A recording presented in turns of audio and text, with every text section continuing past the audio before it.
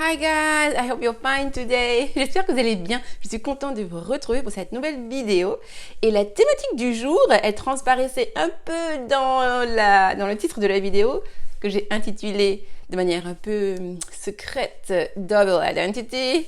Et parce que effectivement, on va parler de ça aujourd'hui. Alors, c'est parti. De ces mots qui peuvent avoir une double identité.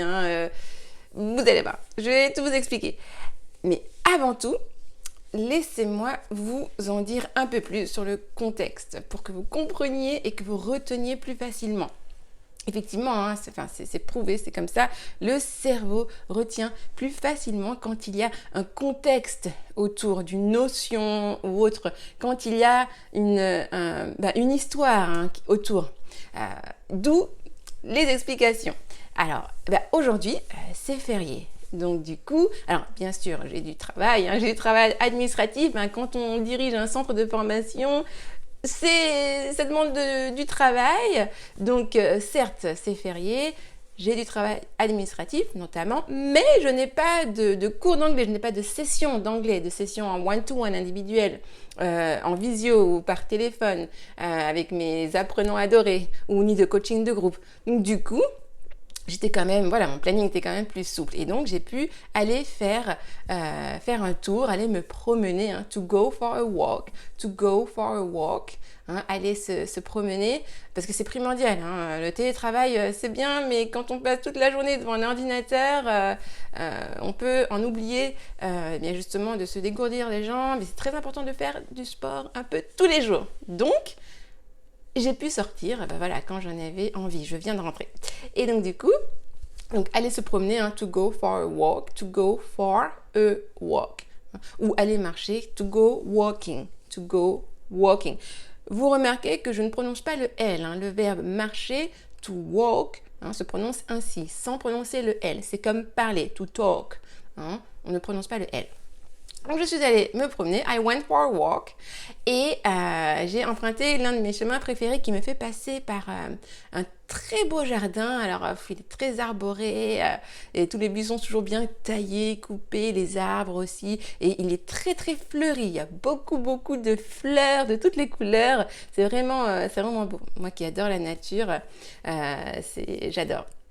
Et justement, en passant, j'ai entendu une conversation.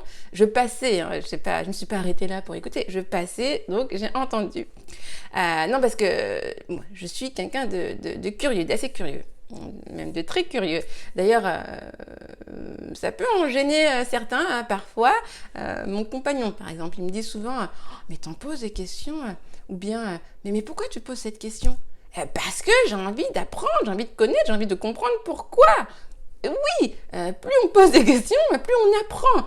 Et moi, j'adore apprendre, je suis une éternelle élève, j'adore apprendre, m'enrichir culturellement, m'enrichir des discussions que je peux avoir avec les uns et les autres.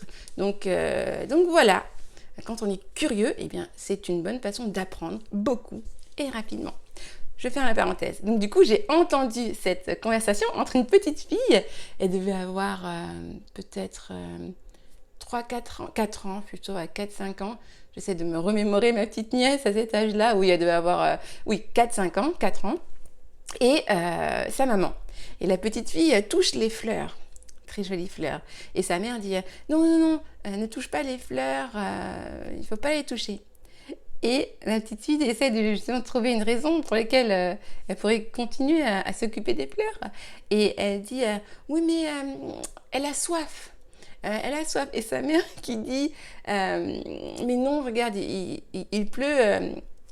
Elle aura toute l'eau dont elle a besoin. Parce que c'était un temps nuageux. C'est un temps nuageux aujourd'hui, pluvieux. Donc elle dit il pleut. Elle aura de l'eau. Elle se fera arroser.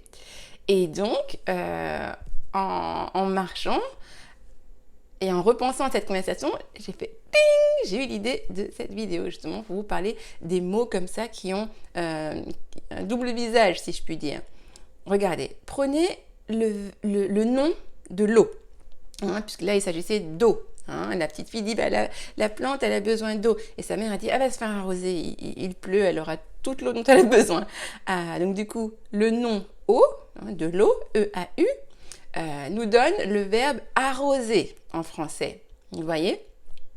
Alors que en anglais, on a le nom water, eau, water, qui nous donne le verbe tout simplement to water, to water.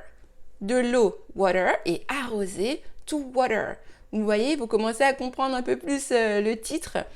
Ces verbes à double identité, de manière plus didactique, ces verbes qui ont en fait deux catégories, qui appartiennent à deux catégories grammaticales, deux ou plusieurs. Là, c'est le cas dans notre exemple. Water et the noun, water, and the verb to water. Très souvent, vous vous dites « Ah, mais je connais pas, je sais pas comment ça se dit, je ne sais pas. » Et en fait, si, vous savez sans savoir, vous avez déjà la réponse sans savoir. Très souvent en anglais, que les Anglais ont cette particularité qu'ils simplifient beaucoup de choses. Nous, on a eau et on crée un autre verbe pour dire arroser. Eux, ils ont eau et ils gardent ce même terme pour dire arroser. Ok? Et très souvent, donc c'est ça, je voulais vous porter votre attention sur ça. Très souvent, vous pouvez déjà avoir la réponse sans le savoir. Et grâce à ça, voilà, parfois, eh bien, en ayant une catégorie grammaticale, vous pouvez avoir une seconde catégorie grammaticale ou une deuxième, vous voyez?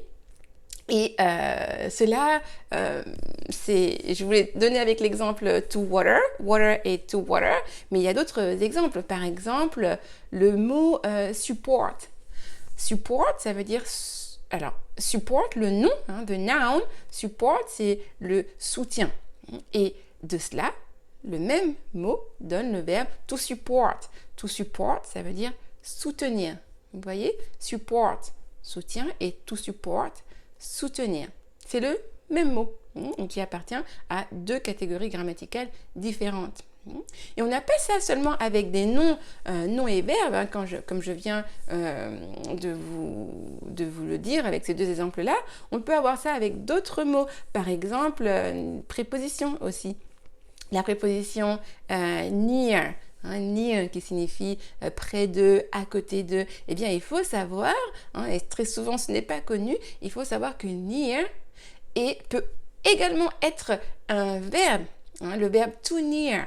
Le verbe to near signifie approcher, s'approcher de, ou avoisiner, s'avoisiner de. Vous voyez? Donc voilà, tout ça pour vous dire. Et soyez attentifs, très souvent vous avez déjà la réponse sans même le savoir, ok? Ces mots un peu à double identité, à double catégorie grammaticale qui pourraient vous aider, ok?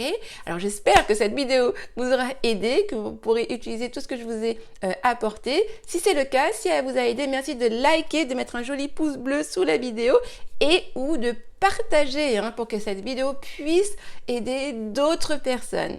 Eh bien, écoutez, et n'hésitez pas à me dire dans les commentaires, mettez-moi, si vous connaissez des mots comme ça, qui appartiennent à deux ou plus catégories grammaticales. Le même mot qui est à la fois un nom ou un verbe ou autre.